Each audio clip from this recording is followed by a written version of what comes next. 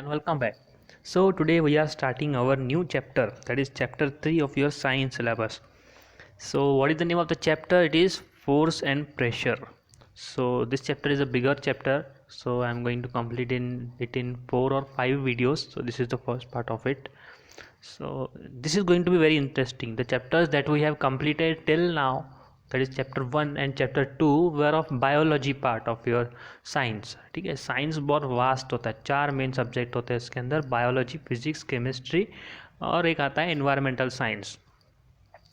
तो हमने दो जो चैप्टर स्टडी किए वो जो थे बायोलॉजी पार्ट के थे.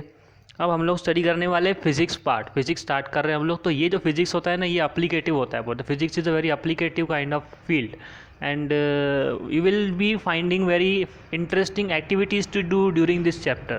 Okay, we will give some activities during this chapter. It will be enjoyable for us, so be active with it and we will do some very interesting activities. So what are the content that we are going to see in this video is, first of all, we will quickly revise some basic things that we have already studied in our previous standards. One thing that you remember is always remember science. Never forget science subject. Okay, never forget the concepts that you have studied in the previous standards, because they are going to be helpful for you in our upcoming classes. For example, that we are studying today in 8th standard will be helpful for you in 9th standard. So this is the basic thing that you are going to learn, which will be helpful for you in the 9th standard or in 10th standard. So never ever forget the things that you are learning now. So let us see. We will do some revision first, then what is mean by force, then we will be coming to the main syllabus of this chapter, that is contact and non-contact forces, and then balanced and unbalanced forces. So spelling is wrong here, so balanced, BALANCED must be there. So balanced and unbalanced forces. So let's start. So as you can see, the name of the chapter is force and pressure. You have already studied some information about force. You know about force, push and pull is known to you. So what is the force? Let us recall. So before learning the force, would you like to think about what is the stationary object, stationary or then object at rest? मतलब stationery object क्या होता है rest में? मतलब कोई object अगर rest में है, इसका मतलब क्या होता है? मतलब वो मोशन में नहीं है, मतलब कोई चीज़ मूव नहीं हो रही है, एज इट इज़ स्टिल है, अपनी पोजीशन चेंज नहीं कर रही है. तो इसको हम बोलते हैं कि the object is at stationary or object is at rest. What about motion? Motion is the movement of the object in which it changes its position. मतलब एक जगह से दूसरी जगह पर अगर कोई चीज़ मूव हो रही है, अपनी पोजीशन चेंज कर रही है, पहले यहाँ थी फिर वहाँ है, तो इस प्रोसेस को हम बोलते हैं मोशन. और किसी भी ऑब्जेक्ट में मोशन कब आता है? जब हम उसमें फोर्स अप्लाई करते हैं. So we must know what is mean by force. So what is mean by force? Force is the push or pull on an object with mass. So the object must have mass. Object के पास कुछ ना कुछ मास होता है, कुछ ना कुछ वेट होता है, तो हम उसके ऊपर कुछ ना कुछ फोर्स अप्लाई करते हैं. जब पुश और पुल, पुश मतलब ये पहले एग्जांपल में आपको यहाँ पे देख सकते हो कि वो कार को पुश कर रहा है, मतलब अपने से दूर की तरफ फोर्स अप्लाई कर रहा है, बॉडी से दूर की तरफ अप्लाई जो होता है उसको पुश बोलते हैं. और ये दूसरे वाले केस में जो आप देख रहे हो यहाँ पर पुलिंग कर रहा है, पुल. पुल मतलब बॉडी की तरफ एक फोर्स अप्लाई हो रहा है, इसको हम बोलते हैं पुल. So the force is the push or pull on an object with mass that causes it to change its velocity or to accelerate. Force represented as a vector, which means it has both magnitude and direction. So you must have already studied about vectors and scalars in your previous standards. I will tell you. So जब भी हम किसी चीज़ पर force apply करते हैं तो क्या होता है, आइदर अगर वो मोशन में नहीं है, कोई चीज़ रेस्ट पोजीशन में है, तो वो मोशन में आएगी और उसके अंदर एक स्पीड या तो वेलोसिटी आएगी. वेलोसिटी विल चेंज, मतलब स्पीड या किस स्पीड से वो मूव करता है पर्टिकुलर डायरेक्शन में, उसको हम बोलते हैं उसका वेलोसिटी. उस वेलोसिटी की वजह से उसमें क्या आएगा? एक्सेलरेशन आता है. एक्सेलरेशन मतलब change in velocity per unit time. मतलब हम एक नॉन कांस्टेंट अनकांस्टेंट फोर्स अगर किसी चीज़ पर अप्लाई कर रहे हैं तो अनकांस्टेंट वेलोसिटी आती है उसके अंदर। अब फोर्स जब हम अप्लाई करते हैं तो एक पर्टिकुलर डायरेक्शन में अप्लाई करते हैं, पुश करेंगे तो अपने से दूर फोर्स अप्लाई कर रहे हैं। देखो ना, ये फोर्स कौन सी डायरेक्शन में है, इस डायरेक्शन में है। ये वाला फोर्स कौन सी डायरेक्शन में है, इस डायरेक्शन में। ये वाला फोर्स कौन सी डायरेक्शन में है, इस डायरेक्शन में। इसका मतलब फोर्स किसी न किसी एक पर्टिकुलर डायरेक्शन में होता है। And the quantity which are dependent upon what direction of their action are called as vector quantities. मतलब अगर डायरेक्शन पर कोई चीज़ अगर डिपेंडेंट है कि किस डायरेक्शन में एक्शन हो रहा है, उसको हम बोलते हैं वेक्टर क्वांटिटी। और स्केलर क्वांटिटीज का उल्टा होता है, the quantity which does not depend upon the direction of action is called as scalar quantity. इसके बारे में थोड़ा हम फिर कभी बात करेंगे, एक्चुअली ये बेसिक चीज़ें हैं आपकी। तो ये हमने थोड़ा सा इंट्रोडक्शन दे दिया। अब ये क्या होता है, न्यूटन्स फर्स्ट लॉ के बारे में बताया है यहाँ पे आपको।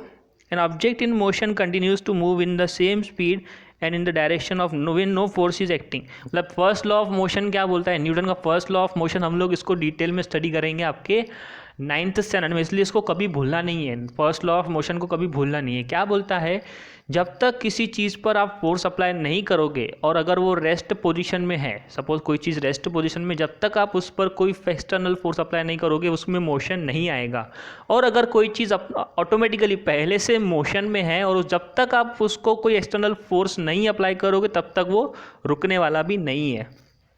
सो it means that object remains at it rest or in motion until and unless we apply an external force. तब तक वो ऑब्जेक्ट मूव नहीं करेगा या रुकेगा नहीं जब तक हम फोर्स अप्लाई नहीं करते। इस स्टेटमेंट को हम क्या बोलते हैं, Newton's first law of motion कहा जाता है। इसके बारे में बहुत डिस्क्रिप्टिव और डिटेल स्टडी हम करेंगे 9th स्टैंडर्ड में। तो अभी यहाँ पर हम लोग स्टार्ट करते हैं आगे का चैप्टर। अभी यहाँ पर हम बात कर रहे हैं कॉन्टैक्ट फोर्सेज और नॉन कॉन्टैक्ट फोर्सेज में। तो आपको यहाँ पर जो डायग्राम दी गई थी 3.1, इसको आपको ऑब्जर्व करना है क्या समझ में आ रहा है। 3.1 में तो ये इसको पुश कर रहा है, ये यहाँ इसको पुल कर रहा है, ये किक कर रहा है। तो इसमें क्या समझ में आ रहा है कि अब फोर्स तो दिख रहा है, फोर्स तो हम अप्लाई कर रहे हैं, उसकी वजह से मोशन भी हमको दिख रहा है। देखो रिलेटिव चीज़ें हैं, मोशन हो रहा है इसका मतलब कुछ ना कुछ तो फोर्स अप्लाई हो रहा है। अब फोर्स अप्लाई हो रहा है मतलब कुछ ना कुछ तो कांटेक्ट होगा या तो नॉन कांटेक्ट फोर्स होगा। कांटेक्ट फोर्स मतलब क्या होता है कि देखो यहाँ पर जब दो चीज़ों के बीच में इंटरैक्शन होता है, मतलब टचिंग होता है, एक तरीके से हमने किसी चीज़ को टच करके पुश किया ना, देखो यहाँ पर ये तीनों केसेस में क्या हो रहा है, टचिंग हो रहा है किसी न किसी जरिए। ये डायरेक्टली टच कर रहा है इसको कार को, ये इनडायरेक्टली रोप के थ्रू इसको पुल करने की कोशिश कर रहा है, तो इनडायरेक्टली टचिंग है, कॉन्टैक्ट है दो चीज़ों के बीच में। इसने भी किक किया तो मतलब पैर और बॉल का कांटेक्ट हुआ, कुछ ना कुछ इंटरेक्शन हुआ, टचिंग हुआ। तो इसको इस टाइप के फोर्सेस को हम क्या बोलते हैं, कांटेक्ट फोर्सेस बोलते हैं। मतलब अगर कोई फोर्स अप्लाई हो रहा है उसकी वजह से मोशन आ रहा है और वो फोर्स जो अप्लाई किया वो कांटेक्ट होने की वजह से हुआ, दो चीज़ों के बीच में इंटरेक्शन डायरेक्टली हुआ है। मतलब उनके आंखों से हम क्लियरली देख सकते हैं कि हमने उसको टच किया है और उसमें फोर्स आया है या मोशन आया है। दूसरा यहाँ पर एक डायग्राम दिया गया है 3.2। तो कांटेक्ट फोर्स समझ में आ गया हमको, जो डायरेक्टली टचिंग के थ्रू, इंटरेक्शन के थ्रू अगर किसी ऑब्जेक्ट में फोर्स आता है तो ऐसे टाइप के फोर्स को हम क्या बोलते हैं, कांटेक्ट फोर्स। उसके बाद यहाँ पर एक 3.2 डायग्राम देखो यहाँ पर क्या है, ये एक्सपेरिमेंट आपने शायद कहीं ना कहीं किए होंगे। तो ये एक मैग्नेट है, ये आयरन नेल्स है, तो आयरन नेल्स को थोड़ा सा दूर रखिए, मैग्नेट को दूर रखिए, दोनों के बीच में देखो टचिंग हो रहा है। डायरेक्ट टचिंग तो नहीं है, कोई तो भी अट्रैक्टिव फोर्स है जो उसको आयरन नेल्स को अपनी तरफ खींचता है। अब ये अट्रैक्टिव फोर्स का नाम क्या है, क्या आप बता सकते हो, कोई सोचो एक सेकेंड। Yes, magnetic force. कौन सा होता है, मैग्नेटिक फोर्स है जो मैग्नेटिक इसको अट्रैक्ट कर रहा है, तो ये मैग्नेटिक फोर्स होता है यहाँ पर। तो ये आंखों से तो क्लियरली टचिंग नहीं हो रहा है, कोई डायरेक्ट इंटरेक्शन नहीं है, ऐसा कोई दिख रहा नहीं भाई नेल और वो जो था पहले टच नहीं कर रहा था, बिना टच किए डायरेक्टली अट्रैक्ट हो रहा है, मतलब फोर्स वहाँ पर है, आंखों से नहीं दिख रहा। उसके बाद ये कोम्ब वाला एक्सपेरिमेंट आपने किया होगा कभी, पेपर के छोटे छोटे टुकड़े क्या करने, छोटे छोटे एकदम माइन्यूट टुकड़े करके क्या करना है, अपने को टेबल पे रखना है और कोम्ब को क्या करना है, कंबल में उसको रब करो या तो फिर हेयर के उसको रब करो, हेयर्स में रब करने के बाद उसमें स्टैटिक इलेक्ट्रिसिटी, इलेक्ट्रोस्टैटिक फोर्स जो है वो जनरेट हो जाता है, जिसकी वजह से ये जो पेपर के जो टुकड़े हैं ना उसकी तरफ अट्रैक्ट होते हैं, उसकी तरफ अट्रैक्ट हो जाते हैं, उसके बाद चिपक जाते हैं। तो इसमें हम लोग उसको डायरेक्टली क्लोज तो नहीं ले जा रहे, दूर ही पकड़ा हुआ है उसको, और पेपर अपनी तरफ एक पर्टिकुलर फोर्स से उसकी तरफ अट्रैक्ट हो रहा है। तो electrostatic force is a type of non contact force. दूसरा चीज़ देखो यहाँ पर, ये कोकोनट जो है, यहाँ पर कोकोनट ट्री से कोकोनट ऑटोमेटिकली नीचे गिर रहा, कुछ ना कुछ तो होगा ना। यहाँ पर कोकोनट ट्री से नीचे गिर गया तो नीचे की तरफ कोई तो भी एक पर्टिकुलर फोर्स अप्लाई हो रहा होगा। उस फोर्स को हम क्या बोलते हैं?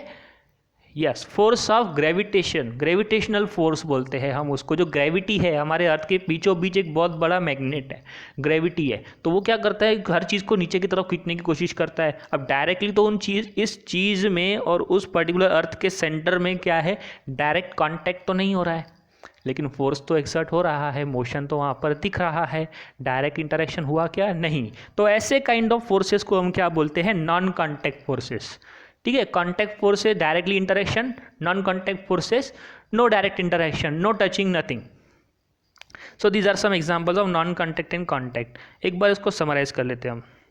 अच्छा, यहाँ पर ये 3.1 का और इसका इसमें कॉन्टैक्ट फोर्स की डेफिनेशन दी गई है, एक बार पढ़ लेते हैं। A force is seen to act through a direct contact of the objects और वाया वन और more objects, such a force is called as contact force। ठीक है, and the force is applied between two objects even if the two objects are not in contact, such a force is called as non contact force। muscular force जो है is an example of contact force, मतलब touch करते हैं ना किसी चीज़ को, push pull करेंगे, lift करेंगे, उठाएंगे, तो ये सारी चीज़ें क्या है, पुशिंग पुलिंग लिफ्टिंग, ये सारे मस्कुलर फोर्सेस की मदद से हम करते हैं। मसल्स, हमारे जो मसल्स होते हैं, मसल्स के पास फोर्स होता है, कुछ ना कुछ एनर्जी होती है, तो उसकी मदद से हम क्या करते हैं, किसी चीज़ को उठा सकते हैं, पुश पुल कर सकते हैं। तो मस्कुलर फोर्स क्या है, एक तरह का कॉन्टैक्ट फोर्स है, मतलब जब तक हम किसी चीज़ को टच नहीं करेंगे तब तक हम उसको हिला नहीं सकते, तो डायरेक्टली टच करना पड़ेगा। तो मस्कुलर फोर्स ये कॉन्टैक्ट फोर्स का एग्जाम्पल है।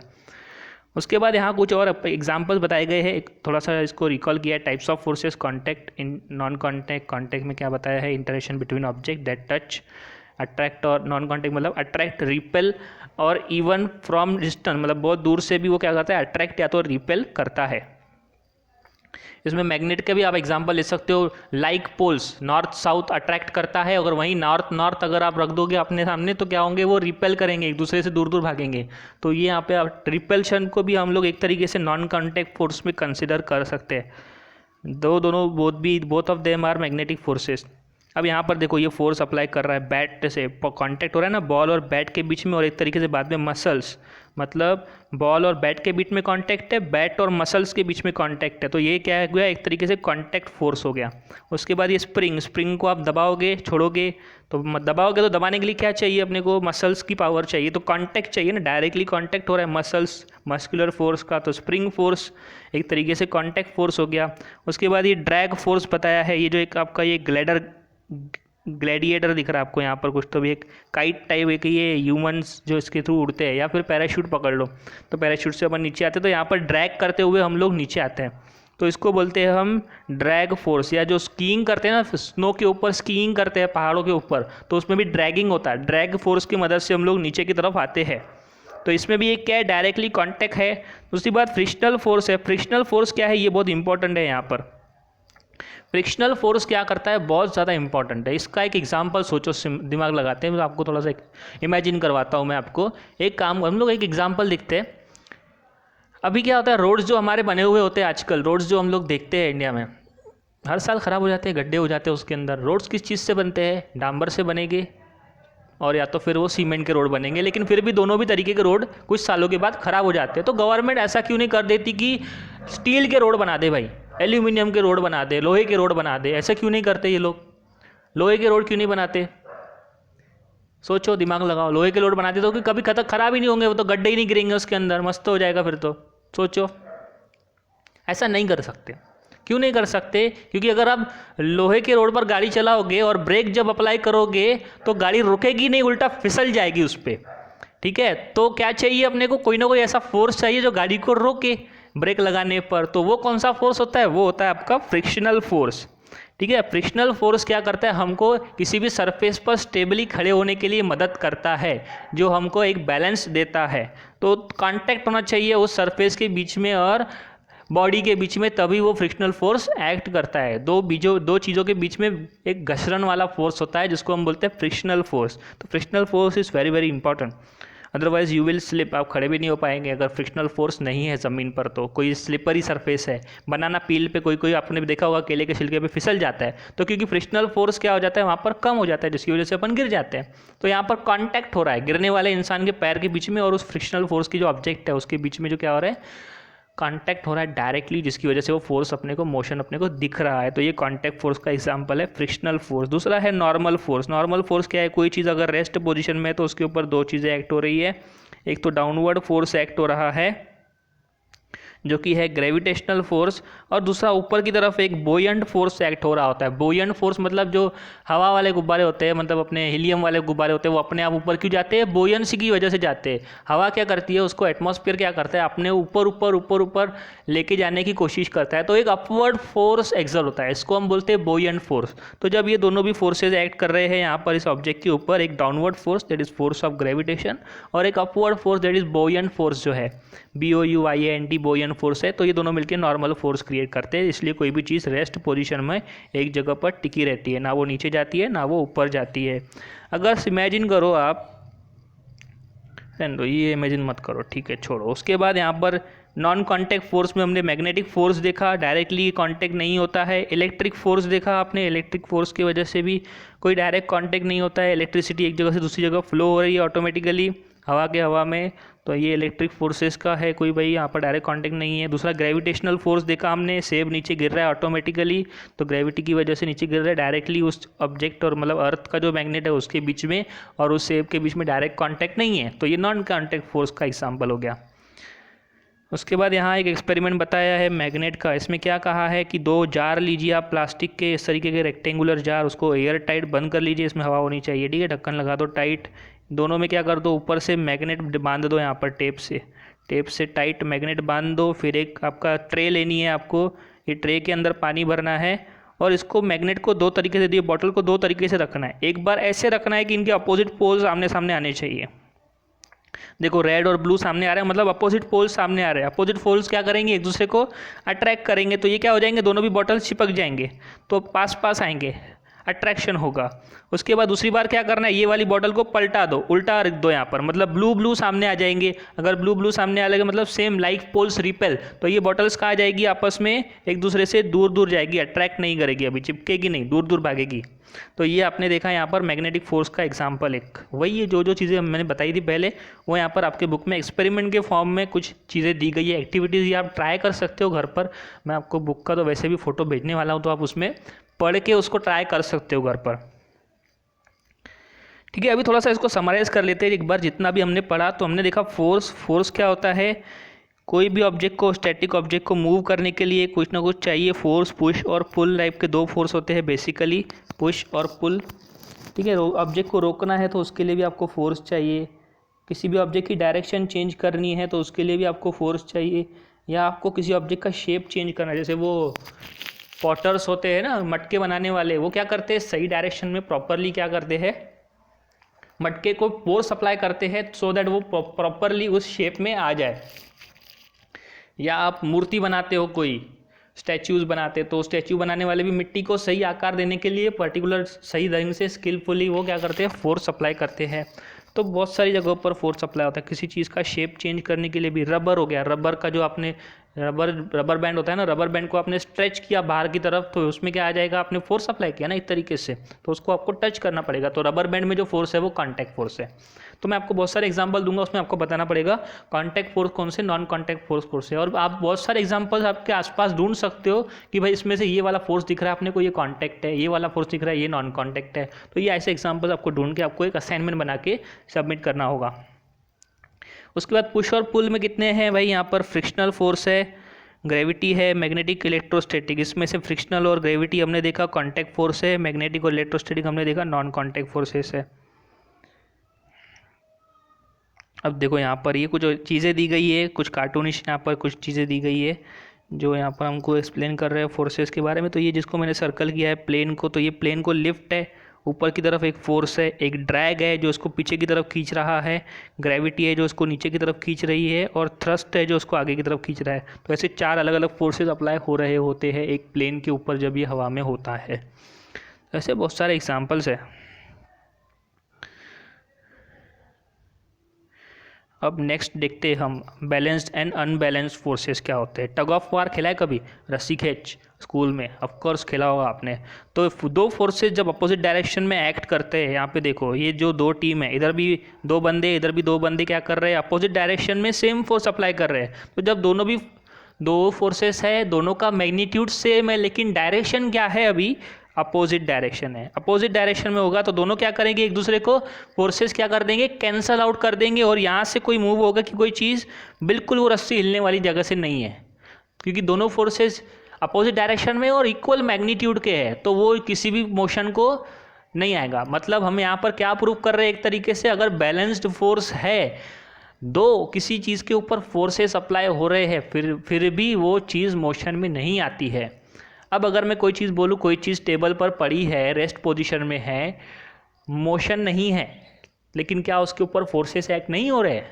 बिल्कुल हो रहे हैं, लेकिन वो फोर्सेस क्या है, बैलेंस्ड है, इसलिए वो चीज़ अपने को मूव होती हुई नहीं दिख रही है। अब ये फिर मूव कब होगी? ऐसे तो बहुत सारे फोर्सेस हर चीज़ के ऊपर एक्ट हो रहे हैं। ग्रेविटेशनल फोर्स है, एटमॉस्फेरिक प्रेशर का फोर्स है अपने ऊपर, बोयंसी का फोर्स है, बहुत सारे फोर्सेस है। तो फिर वो चीज़ मूव क्यों नहीं होती उस पर्टिकुलर डायरेक्शन में? क्योंकि ये सारे क्या फोर्सेस बैलेंस्ड होते हैं। अब अगर किसी चीज़ को मूव करना है तो क्या करना पड़ेगा, इसी का एग्जांपल ले लेते हैं टग ऑफ वॉर में। अब इसको मुझे क्या करना है, ये टीम को जिताना है इस तरफ, तो क्या करना पड़ेगा, इस तरफ क्या करना पड़ेगा, फोर्स बढ़ाना पड़ेगा। मतलब यहाँ पर अपने को एक और बंदा चाहिए, 3 बंदे कर दिए यहाँ पे। तो अब कौन जीतेगी टीम, ये ए टीम है, ये बी टीम है, ठीक है। तो कौन सी टीम जीतेगी, ऑफ कोर्स ए टीम जीतेगी, क्योंकि इधर 3 बंदे हैं। 3 बंदे तो भाई फोर्स ज़्यादा लगाएंगे। फोर्स जो डायरेक्शन में ज़्यादा होगा, मोशन कौन से डायरेक्शन में ऑब्जर्व होगा, जिस डायरेक्शन में फोर्स ज़्यादा है, the motion will be observed in the direction in which the force is more, ठीक है, वो जिस डायरेक्शन में फोर्स। अब अनबैलेंस फोर्स भी हमने लगभग समझ लिया। अब यहाँ पर देखो, इस साइड पर एक बंदा खड़ा है, इस साइड पर 2 बंदे खड़े हैं, कौन जीतेगा, ये ए टीम, ये बी टीम। टीम का एक ही अकेला तो है, तो ए टीम जीत जाएगी ऑफ कोर्स, क्योंकि इधर 2 लोग हैं तो ज़्यादा फोर्स से खींचेंगे। तो ये किधर मूव होने वाला है, लेफ्ट साइड पर मूव होने वाला है, ये रोप जो है बीच में central part. Motion is caused by the greater force, जिस साइड पर ज़्यादा फोर्स होगा वो साइड पर आपको मोशन देखने के लिए मिलेगा। अब यहाँ पर कोई बैलेंस है क्या, नहीं, इस साइड पर ज़्यादा है, इस साइड पर कम है। तराजू में तोल के देखो, इधर ज़्यादा है, इधर कम है, किधर झुकेगा, इधर झुकेगा। जिस साइड पर ज़्यादा है उस साइड पर झुकेगा, ठीक है। तो जिस साइड पे फोर्स ज़्यादा होगा, मोशन भी आपको उसी डायरेक्शन में दिखेगा। इसलिए हम स्टार्टिंग में ही बोल दिया, फोर्स क्या है, डिपेंड करती है डायरेक्शन के ऊपर, इसलिए ये क्या है, वेक्टर क्वांटिटी है। अब यहाँ पर देखो, ये इंसान खड़ा है ज़मीन के ऊपर, तो इसके ऊपर 2 फोर्सेस एक्ट कर रहे हैं। एक तो ये है कि भाई ये ग्रेविटेशन इसको नीचे की तरफ खींच रही है, जो ये वाला फोर्स है। एक फ्लोर जो है, ये ज़मीन जो है, न्यूटन का एक तीसरा लॉ भी है। न्यूटन का तीसरा लॉ क्या बोल रहा है, every action has an equal and opposite reaction. मतलब आप अगर किसी चीज़ को हिट करोगे, दीवार को आप पंच मारोगे, तो आपको भी चोट लगेगी, क्योंकि दीवार भी आपको उतना ही फोर्स से हिट करती है। तो न्यूटन का तीसरा लॉ बोलता है कि every action has an equal and opposite reaction. तो अब अगर आप इसके ऊपर खड़े हो तो मतलब कुछ ना कुछ फोर्स एक्सर्ट कर रहे हो, तो ये ज़मीन भी क्या करेगी, कुछ ना कुछ अपोजिट डायरेक्शन में फोर्स एक्सर्ट करेगी। तो ये होगा the floor pushes the upward person, उतना ही फोर्स से जितने फोर्स से ग्रेविटी नीचे खींच रही है। तो ये दोनों फोर्सेस क्या हो जाते हैं, बैलेंस हो जाते हैं। तो अगर आप खड़े हो, मतलब आप बैलेंस्ड पोजीशन में खड़े हो, आपके जो फोर्सेस है, आपके ऊपर एक्ट होने वाले जितने भी फोर्सेस है वो बैलेंस्ड है, इसलिए आप एक पोजीशन पर खड़े हो सकते हो। अब इसको यहाँ से हिलना है, मूव करना है, तो इस बंदे को क्या करना पड़ेगा, अपना पैर उठाना पड़ेगा। पैर उठाने के लिए मस्कुलर, अपने थाइज़ में जो मसल्स है उसको अप्लाई करेगा फोर्स को इन द अपोजिट डायरेक्शन। तो मोशन अगर इसको लाना है अपने अंदर, तो क्या करना पड़ेगा, फोर्स को अनबैलेंस करना पड़ेगा। अनबैलेंस कौन सी डायरेक्शन में कर रहा है, वो अपवर्ड डायरेक्शन में। तो मोशन कौन सी डायरेक्शन में होगा, ऊपर। पैर कहाँ उठाएगा, ऊपर। फिर चलने के लिए वो सामने जाएगा। तो इस तरीके से अलग अलग फोर्सेस का हम इस्तेमाल करते हैं डे टू डे लाइफ में, बैलेंस और अनबैलेंस फोर्स का। यहाँ पर देखो अनबैलेंस फोर्स के कुछ एग्जांपल दिए गए। तो ये जो बंदा है, दोनों बंदे हैं, एक स्ट्रांग है, तगड़ा बंदा, एकदम सुमो पहलवान है, 50 न्यूटन का फोर्स अप्लाई कर रहा है, और एक थोड़ा सा पतला सा बंदा है, ये क्या कर रहा है, 30 न्यूटन का फोर्स अप्लाई। अब ये न्यूटन क्या है, उस फोर्स का यूनिट है। जैसे हम मीटर सेंटीमीटर यूनिट है ना, लेंथ मेजर करने के लिए मीटर, सेंटीमीटर, किलोमीटर है, वजन मेजर करने के लिए किलोग्राम, ग्राम, ये वजन मेजर करने के लिए यूनिट है। वैसे ही फोर्स को मेजर करने के लिए एक यूनिट होता है न्यूटन। तो ये 50 न्यूटन का फोर्स अप्लाई कर रहा है, ये 30 न्यूटन का। ज़्यादा फोर्स कौन अप्लाई कर रहा है, 50 वाला। कौन से डायरेक्शन में, इस डायरेक्शन में। मोशन कहाँ दिखेगा, ऑफकोर्स इस डायरेक्शन में ही दिखेगा। ये यहाँ पर देखो, ये जो बर्ड है, ये क्या कर रहा है, इसको बोयंसी कहाँ खींच रही है, ऊपर की तरफ खींच रही है, और ये नीचे की तरफ फ्लाई कर रहा है खुद के मस्कुलर फोर्स की मदद से नीचे की तरफ। ऊपर की तरफ आने वाला फोर्स 16 न्यूटन का है, नीचे की तरफ जाने वाला फोर्स है 25 न्यूटन। कहाँ मोशन होगा, ऑफकोर्स नीचे की तरफ जाएगा। ये जिस डायरेक्शन में ज़्यादा फोर्स उस डायरेक्शन में मोशन। यहाँ पर ये काट देखो, इसको पीछे की तरफ थोड़ा कम फोर्स है, आगे की तरफ ज़्यादा है, तो ये साइड में वो मूव करेगा। ये रॉकेट का भी एग्जांपल देखो, न्यूटन के तीसरे लॉ के ऊपर काम करता है।